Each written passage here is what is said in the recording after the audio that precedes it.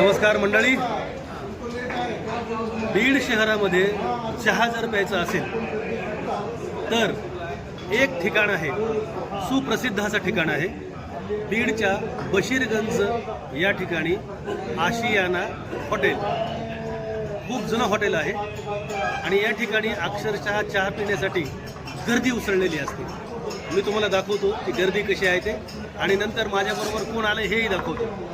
तर मित्रांनो, आपण पाहू शकता किती गर्दी, प्रचंड गर्दी अशी आहे आशियाना हॉटेलमध्ये, आशियाना चहा पिण्यासाठी. आणि माझ्याबरोबर आलेले आहेत, पुण्याहून आलेत आमचे मित्र. हे आहे सरी जाधव. तुमचं काय नाव म्हणले? अशोक कांबळे. आणि हे चंद्रकांत ओवाळ. हॉटेलची अजून एक खासियत आहे. लहानपणी या हॉटेलची अजून एक खासियत आहे, जे लहानपणी आम्ही खायची ती म्हणजे बालुशाही. आशियानाची बालुशाही अप्रतिम असा पदार्थ येतो. चहा आणि बालुशाही आवर्जून तुम्ही चहा आणि बालुशाहीसाठी इथं या हॉटेल आशियाना बीडमध्ये बशीरगंज चौक येते, बरोबर. तर ही आहे ती हॉटेल आशियानाची बालुशाही.